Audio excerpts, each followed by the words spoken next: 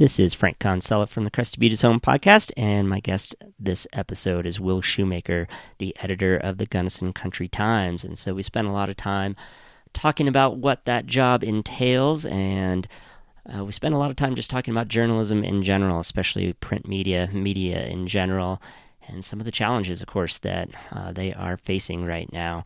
I thought it was a really interesting conversation, especially because we kind of came to the conclusion that small-town newspapers like the Gunnison Country Times have some advantages over the large metro newspapers in terms of staying relevant in today's internet age. So I thought it was a really interesting conversation, and I hope you do as well. And let's go ahead and get on to the interview.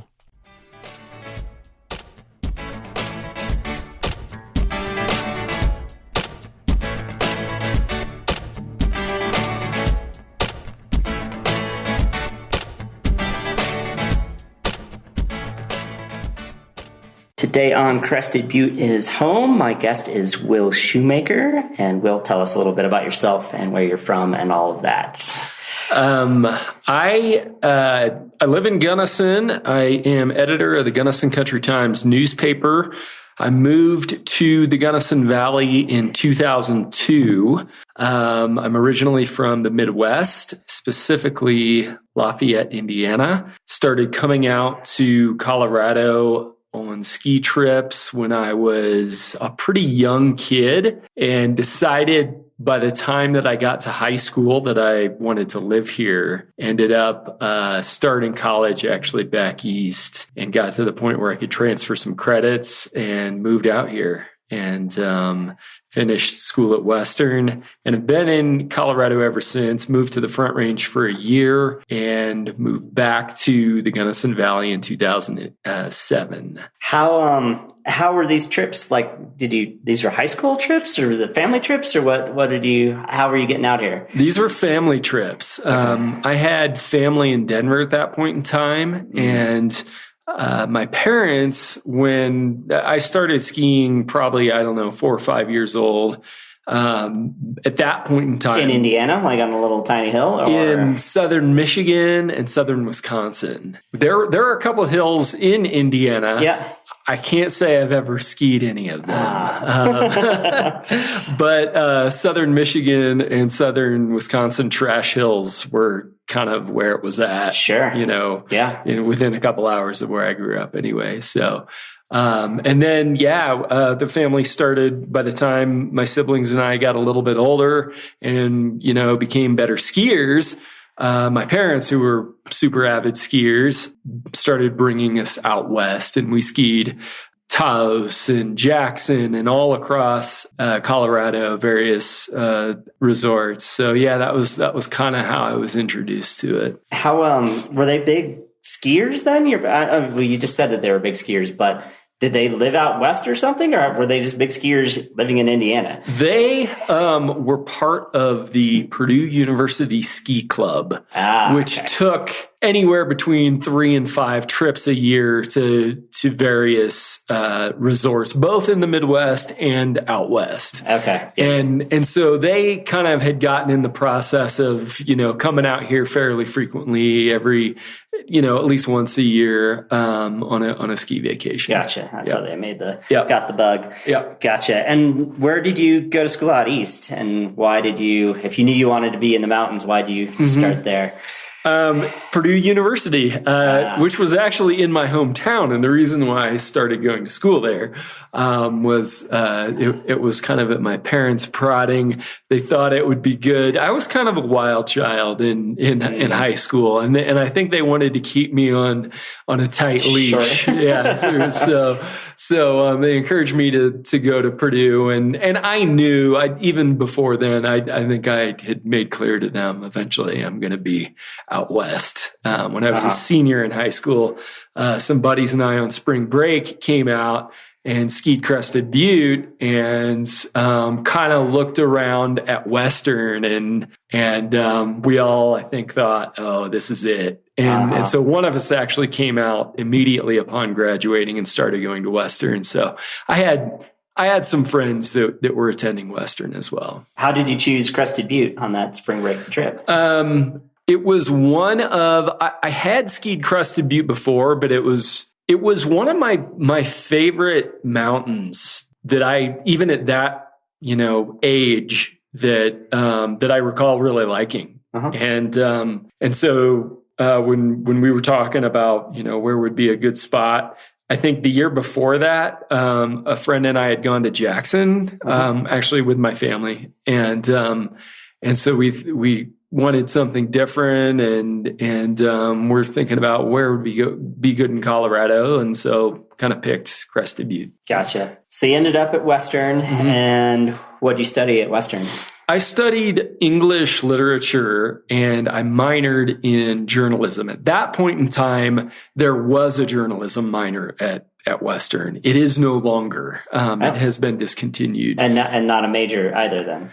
There was a major before I came to Western, but by the time I got here, it had been discontinued.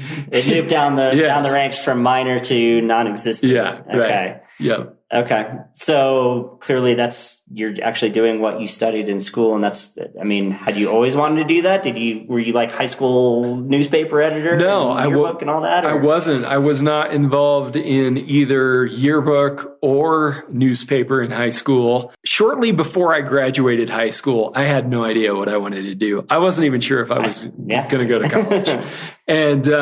And I was encouraged to take an aptitude test at the local university and kind of see what I might be good at, And I took the test and it spit out something like, 8 to 10 different possibilities for career paths.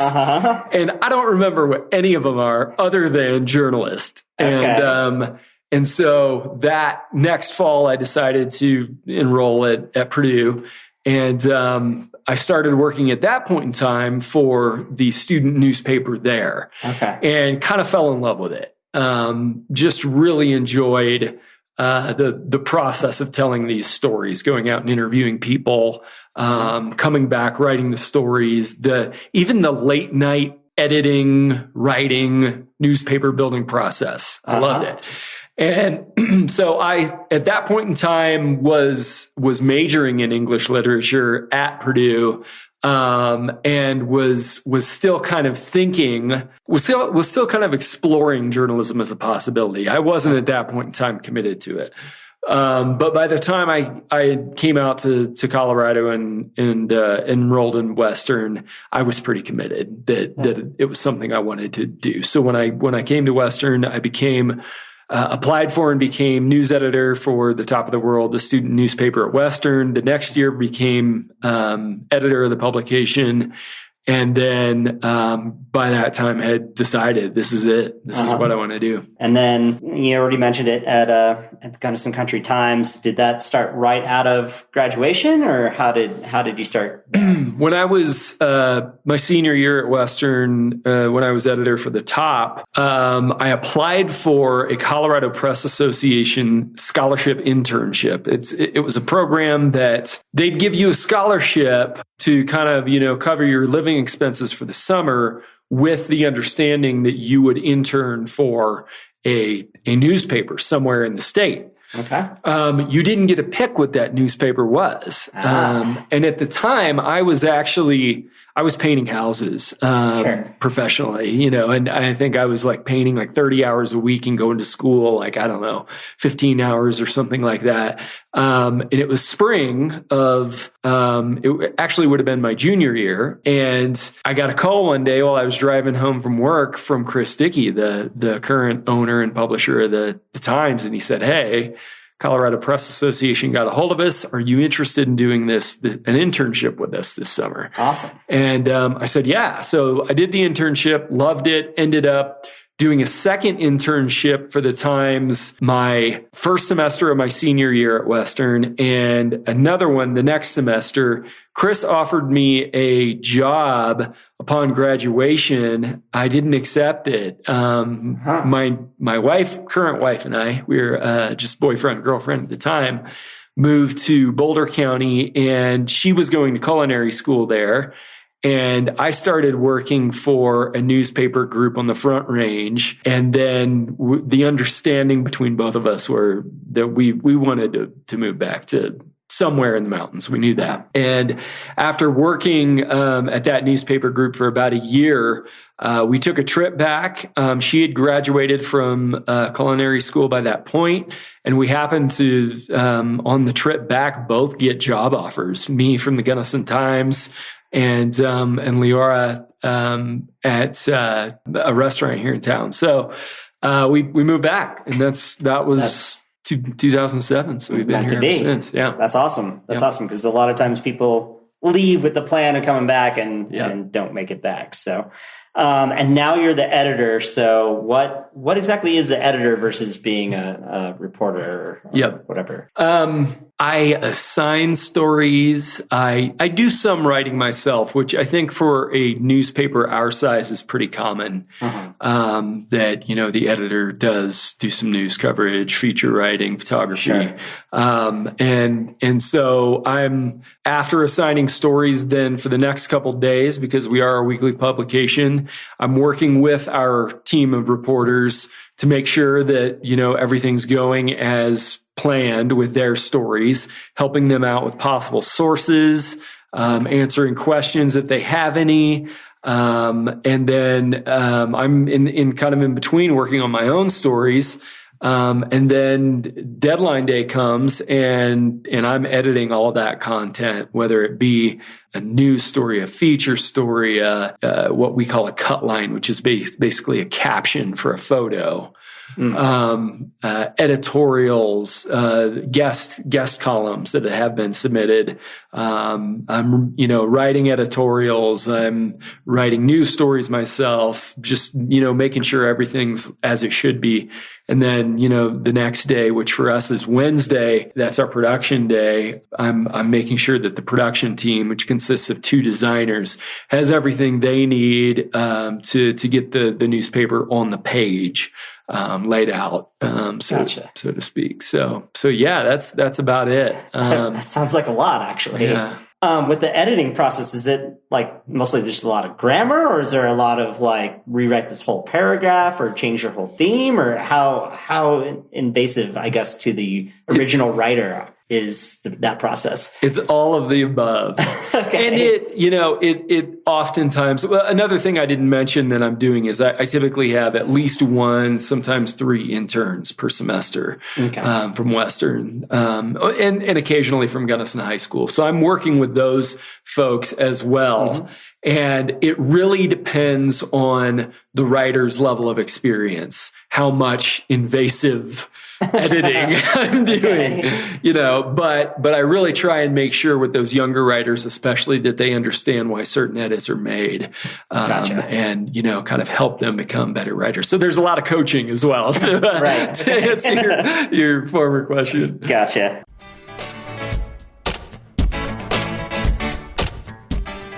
In this week's Crested Butte Real Estate Minute, I wanted to point out a feature on my website, which is CrestedButteRealEstateAgent.com.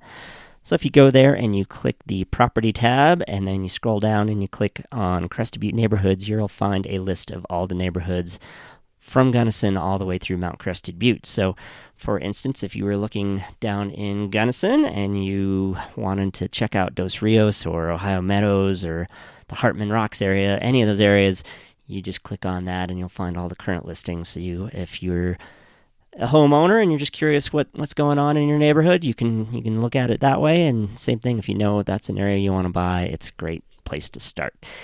You can also find my contact information there. My name is Frank Consella, and this is my podcast. And again, it's CrestedButteRealEstateAgent.com. Let's get back to the interview with Will Shoemaker.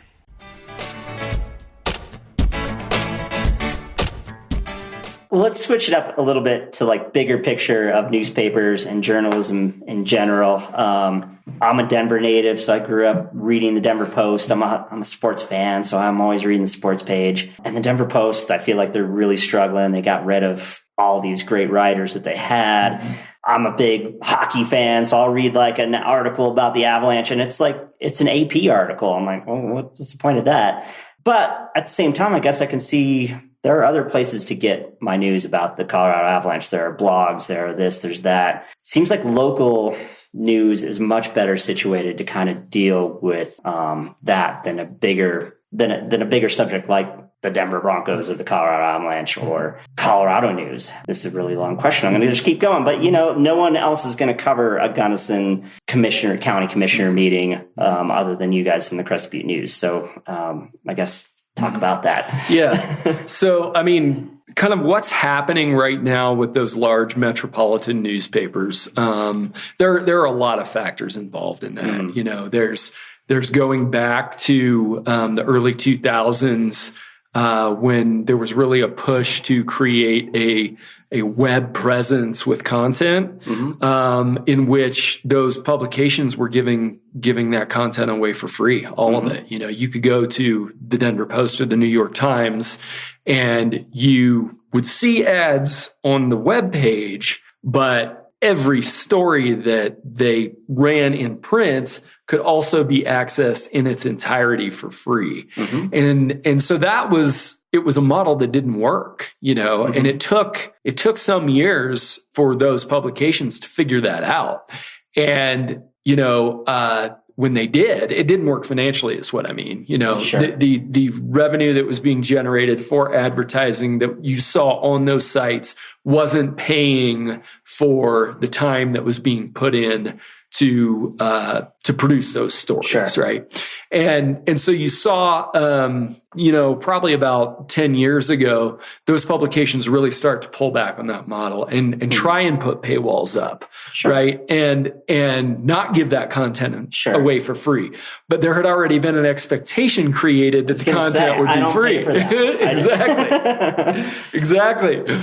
So that didn't help their PR situation, And then you have, kind of this situation that you alluded to, where you mentioned AP, where a lot of the content that these publications historically, not all of it, but a lot of it, that they've relied on is national news. Yeah. I mean, you pick up the Denver Post and there's plenty of Colorado coverage in there, sure. but there's also national coverage. Well, in today's day and age, as you pointed out, how many different places can you go to get national news? Hundreds, thousands. Exactly, right? So why would you go to the Denver Post? And especially, why would you pay for a subscription mm-hmm. to the Denver Post when you probably can get that for free somewhere else, right? Sure. So all of these things kind of are playing into this situation where large metropolitan dailies especially are nowhere near as lucrative as they once were. And, the situation that you mentioned where staff was laid off stemmed from the ownership of the paper. And this has come under a lot of criticism because it's taken place in various metropolitan sure. areas throughout the country. It's a hedge fund. And, granted, when this company bought many of these newspapers, they wanted to see a profit. Of course. And if it's not working out as well as it was, in the past, they're going to make cuts to generate a profit. It's hard for, people who have been used for years, if not decades, to reading something like the Denver Post, which was a very rich newspaper with content, And so, that's another kind of factor that's played into this situation where, especially in a city like Denver, the newspaper just is not as strong as it once was. Yeah. As you have recognized, it's a much different situation in small communities, right? You can't go anywhere else to get coverage on school board, right? If you have kids in the local school district sure. and you need to know what's happening, you can't go anywhere else to learn about what's happening with your property taxes. If you're a property owner and you're paying bills, property tax bills, you can't go anywhere else to get local sports content. No one else is covering Crested Butte Community School or Gunnison High School, right? Or even Western, really. Yeah. So we've remained relevant in that sense. Sure. That doesn't mean we're not changing ourselves. We saw the writing on the wall long ago that we needed to start thinking about new forms of delivery, and for us that has meant, I mean, shoot, going back to 2002 or 3, we were producing podcasts back then. This was I'm sorry, it was a little bit later than that. It was 2005 maybe. We were producing podcasts. It was rip and read style, where you take the news story that you ran and you reformat it and you just read it out loud. We had some like kind of cheesy country folk guitar music in the background, intro, outro. But we ended up discontinuing it because I think it was a little bit ahead of its time even. But that's not to say we've continued to focus on, kind of the future and what that looks like. It's not moving nearly as quickly here as it is elsewhere. A lot of people still pick up the print form of the Gunnison Country Times, the Crested Butte News, and that's how they prefer to read the newspaper. Yeah. But times are changing. Well, that I'm skipping one of my questions, but that was totally leading me into one. So do you think that's the future of newspapers like the Times? It's going to be more digital, more multimedia, more videos, more podcasts, more all these other things, or is it going to stay? Will there always be a newspaper paper format? Do you think? I can't say. I'm not going to answer that question directly, but what I will say, because I simply don't know, what I will say is I think the concept of a newspaper is going to become less prevalent. What we're going to see is more of a media company model. Right. Okay. And we've seen that transition kind of in the works for a while, where, I think the future will be not necessarily as much of a television news program or television company separate from a dedicated newspaper, separate from a internet news site. It'll be somewhere, some mix, and maybe different, with one company, say, leaning more towards television or one company leaning more towards print. But I'm not convinced that print is going to be here forever when we're talking about, like the actual piece of newspaper.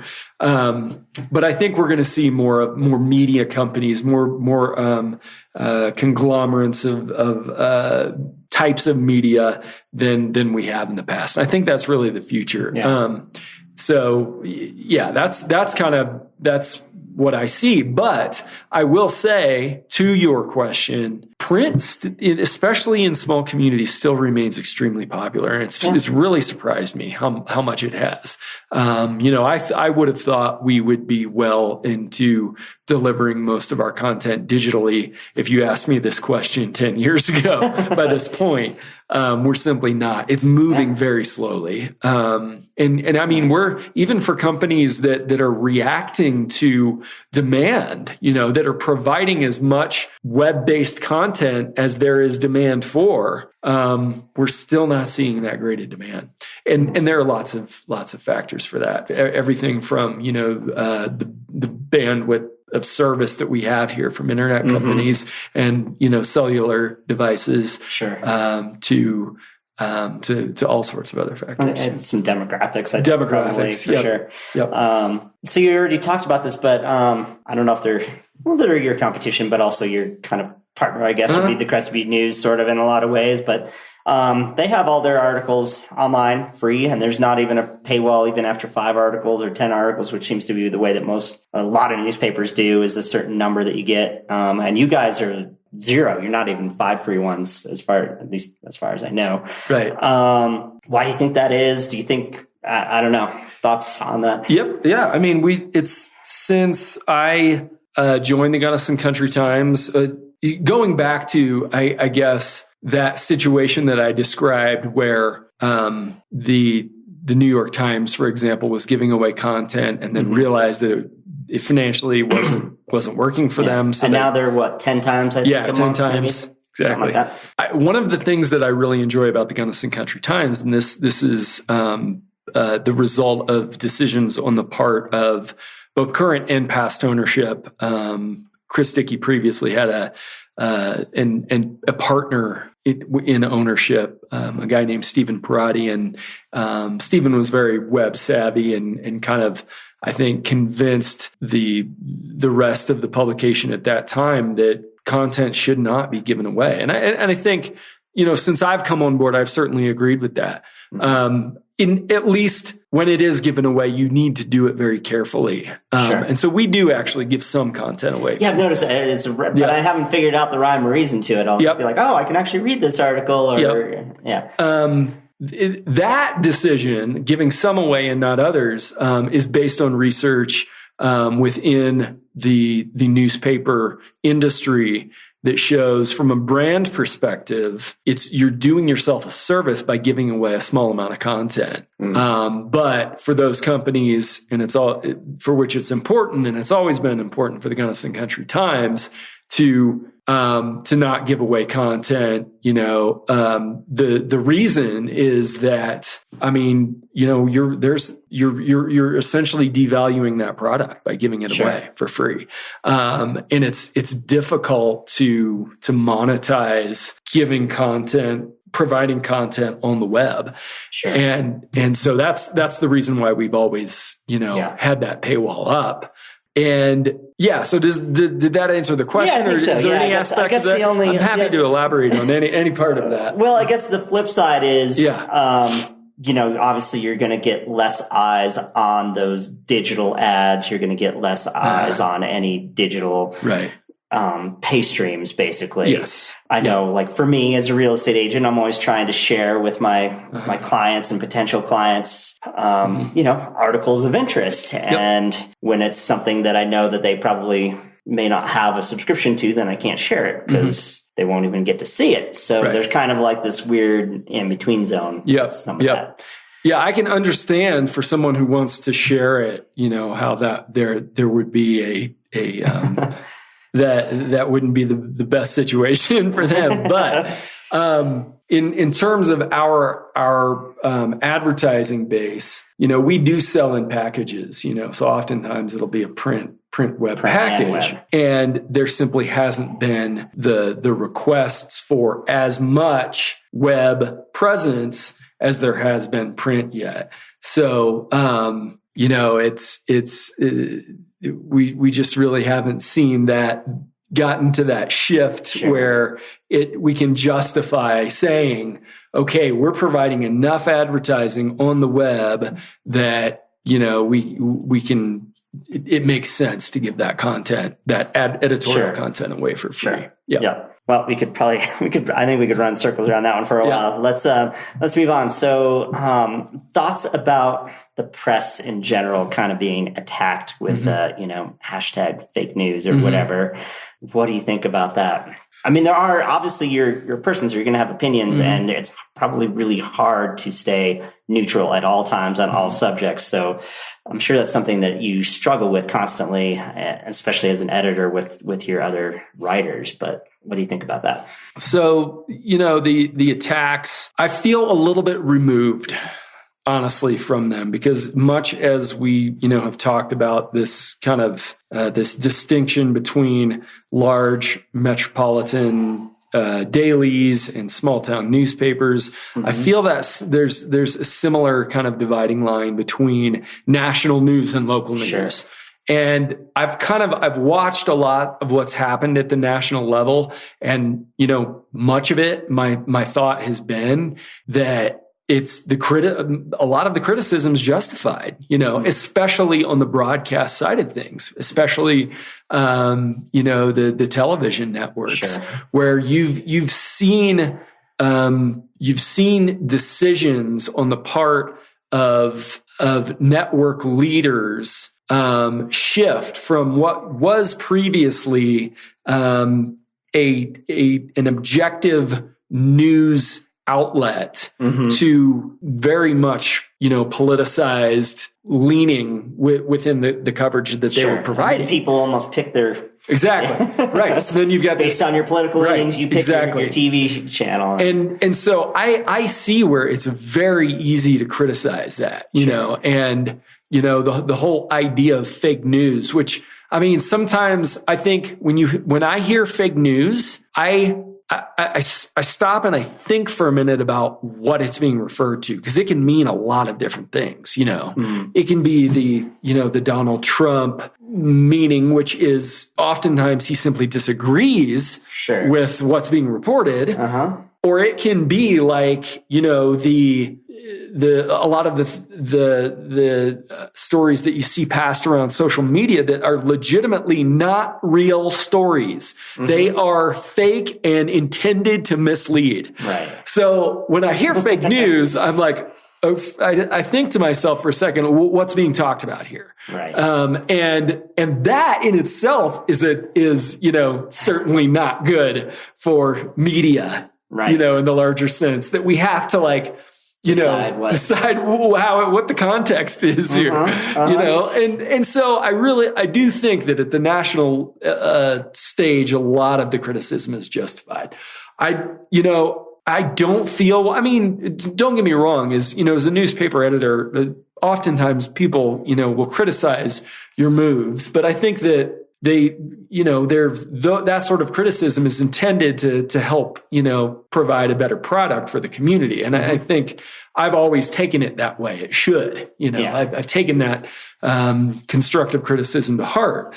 I think I feel lucky that I've never been accused of being associated with or providing fake news. Yeah. So again, that kind of speaks to the dividing line that exists between national and local. But I think I hope, and I've said this before in commentary, the criticism that has been received by media in general will simply make us better in the future. We'll emerge from this and having learned from it and produce better products down the road than we have in the past. Gotcha. Switching it up a little bit again, but kind of circling back to something we were talking about too. So what are your thoughts on content? And I'm going to put content in parentheses, and how easy it is for everyone to make it. From my own personal standpoint, I have a blog, 14erskiers.com. I've got my website, cressedbutterealestateagent.com. I write all this stuff.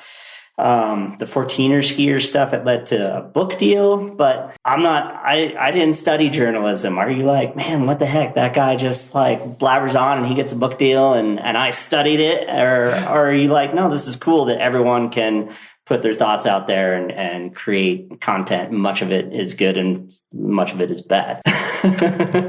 I think it's great. I've always been a fan of it. The whole flattening of, the earth idea, where in today's day and age, with as much access to technology as we have, it becomes much easier for anybody to produce content. I think that's great. I've never felt threatened by it. And I've in fact saw it as a possibility to strike partnerships. I've always worked for what some might term as a legacy media organization, but those legacy media organizations, they still have a ton of fill in the blank followers, readers, viewers, whatever it is. So, if we can strike partnerships with folks that are independently producing content to help those folks get their product, their content in front of more eyes, and at the same time draw a little more interest among readers, viewers, whatever it may be, by providing this unique content, then I think everybody wins in the end. So I think it's a great situation. So switching subjects again a little bit. So you've been covering, the Gunnison and larger community for a long time. So I feel like you really have a unique position to understand the pulse of the community because of all these meetings and those can really get heated at times and whatnot. But what changes have you noticed in Gunnison during your time? I feel like, to be honest, Gunnison may have changed more than Crested Butte in the time that I've been here over the last 20 years, but maybe that's just looking at the outside in. Yeah. I've noticed this, to me, the changes in in Gunnison that have been most pronounced have been in the last few years in particular. And that's my feeling too. And I guess that's why I was trying to ask that question. Yeah. So this is how I've come to view this situation. I'll be very frank about this, Frank. Perfect. I think that based on the type of communities that we live in, that are reliant upon, primarily a ski resort at, the top of the valley, we're seeing changes that have already taken place in similar communities. And so when I start to think about what we are, what we have been, what we're becoming, I immediately go to some of these other places. Sure. The Roaring Fork Valley is a great example. Aspen at the top of the valley, you have Glenwood Carbondale, first Basalt, then Glenwood Carbondale down valley. To me, the changes that have taken place over the last 10 years in Carbondale and Glenwood, Carbondale maybe a little more so, are what we're starting to see in Gunnison, right? Yeah. Same situation with the relationship between Telluride Ridgeway, right? Sure. Vale Eagle too. Vale Eagle, yeah, exactly. So I've noticed these changes taking place within our, say, valley-wide community. Definitely they're being felt more now in Gunnison than was the case a few years ago, but the whole state's going through this right now is the other thing. No one is free from, just more people wanting to live in these communities, more visitors, all, a result, I believe, of Denver growing like crazy, and people needing an escape from that. Sure. And just to piggyback off of that, on the real estate side, again, it's, people talk about how expensive it is here, and it's like, well, check out Boulder too, right. Honestly. Yeah. So it's like you said, it's everywhere throughout the state. It's a thriving state for good and bad. So, right. All right, well, let's get off of the newspaper track a little bit. Circle back what you do for fun. You recently did the Grand Traverse. Yeah. But I thought you were a split boarder. I am. I got my start skiing. And then started snowboarding when I was probably maybe 10 years old, something like that. And just for people who don't know, split boards are a way of snowboarding cross country, I guess. Yeah. To make it easy. But go ahead, keep they split board splits in half, and forms two skis. You put your skins, which allow you to climb on the bottom, and the bindings kind of change position so that you have a free heel and it allows you to climb up the hill to ski down it. So I started snowboarding, lift served when I was probably 10 and did that. I still do it. I had that experience of skiing before when I was, I was thinking about this 2 nights ago. I think the last time I had a pass was 2009, 2010. Wow. I decided at that point in time, I didn't want to deal with a pass anymore. I had started split boarding by that point in time, and had bought a snowmobile and thought, I'm going to give this a year. I'm going to give this a season, see what happens. That first season went just fine. I was totally satisfied with, maybe 90% of the time, being able to access anything I wanted to ski in the backcountry and via snowmobile. Granted, there were those 10% of days, maybe it wasn't quite that much, where the danger was simply too high to be out on a split board. And so I'd go Nordic skiing typically or something like that.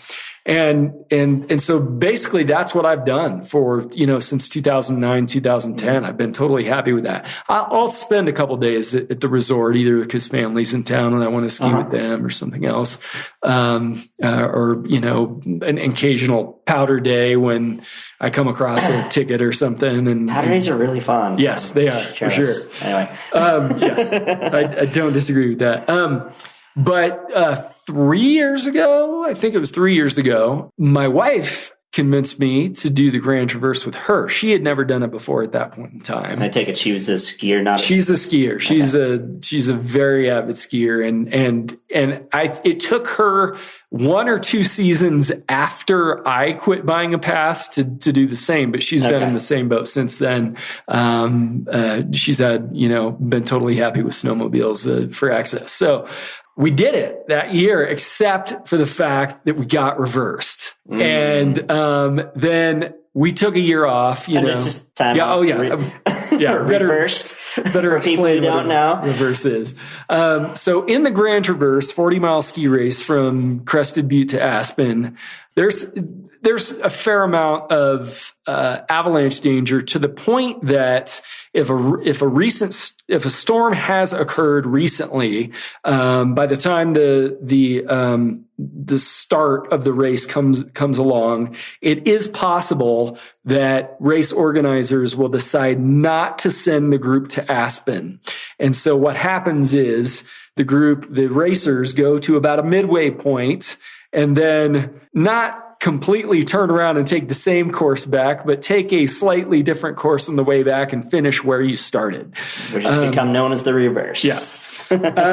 So that year that we did it together was a reverse.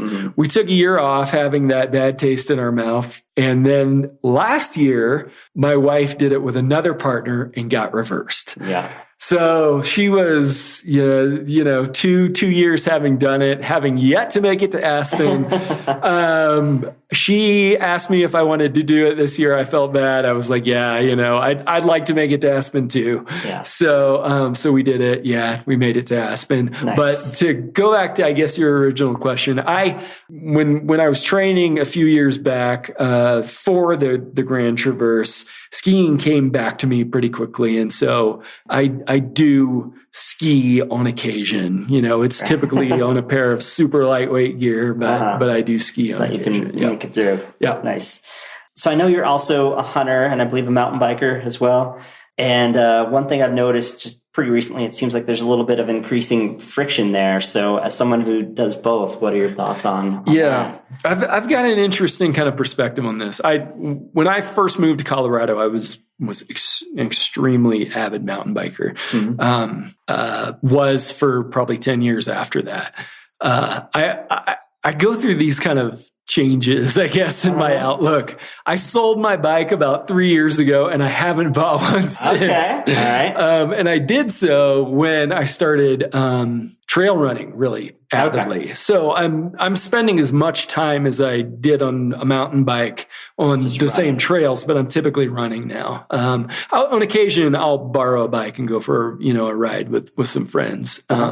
But the friction that I think you're referring to is it kind of, in what I see, is it focused on one particular area, and that being this Signal Peak spot northeast of Gunnison, where there is a lot of winter mule deer habitat. And a trail proposal came along that would add 27 miles of new trails. The initial proposal, I think it was 28 miles. It's the final plan that was approved is much lower in trail mileage. Yeah. But yes, there was friction that came about because hunters didn't want that mule deer habitat to be lost. Mountain bikers they wanted, this trail opportunity. My perspective, I guess I kind of differentiate between the areas that we're talking about. But if we're talking about that issue and that area in particular, my thought was, and I was very open about this to my friends who were hunters, who were fighting this proposal, is that it makes much more sense to develop trails, to see trail development immediately adjacent to town than it does in some much more prime piece of ground that supports wildlife out in the hinterland. Sure. So I viewed Signal Peak in particular as something that made sense, recognizing that we're continuing to see pressure of more visitors coming here, more people moving here. why not develop that ground for recreation, mountain biking in particular, or trail running? I was going to say trail running. Really. As opposed to saying no there and that only to see a proposal pop up elsewhere, where more beneficial wildlife habitat would be harmed. Yeah. Fair enough. All right. Well, let's start to wrap it up. Crested Butte in the Gunnison Valley is home for you. So why do you choose to stay here? I've always been an extremely avid outdoors person. From I was an Eagle Scout growing up, and that kind of got me into backpacking. And when I was in high school, I got really into rock climbing and then mountain biking. I've always, since I was super young, been a skier. Started hunting, and fishing when I was pretty young. So, I mean, hey, the Gunnison Basin has all of those things, and it's really good for all of those things. So I've always just thought this is where I need to be. Just real quick, the website for the Gunnison Country Times is what? www.gunnisontimes.com. Perfect. Anything I didn't ask that you wish I had? I was expecting maybe something like, tell us something strange about yourself that nobody knows or something, but that question didn't come, so I guess I won't answer it. So what's a weird one? Well, I was prepared for this one, actually. Okay. I was born butt first. Breech. Okay. Not a lot of people can say that. No. Not a lot of people, who are born that way have trouble, but I was born mooning the world. So, does that continue to this day? You back into everything or something like that? Some might say so, but there I you don't go. know. Last question. Who else should I interview? I would recommend, I think, a couple possibilities. Ben Breslauer, who I got to know when my wife was working as a chef here in town. They worked together, and I think he's been super involved in public lands. He is. Access issues and as an avid mountain biker, dirt biker, snowmobiler. I think he would be a good one. Makes a good burger. Yep, makes a great burger also. And I also think I would maybe recommend Heather Paul Featherman.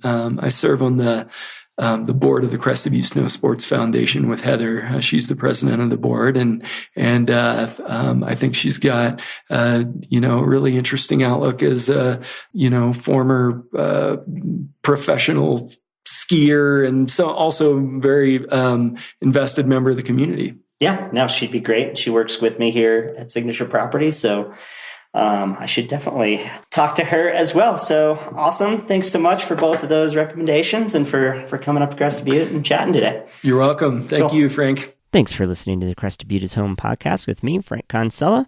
If you've missed any episodes, I would encourage you to get on your favorite podcast player and go back and check out some of the back catalog. We've got a lot of great interviews there. And of course, you can always visit crestedbutteshome.com. All of the episodes are located there as well.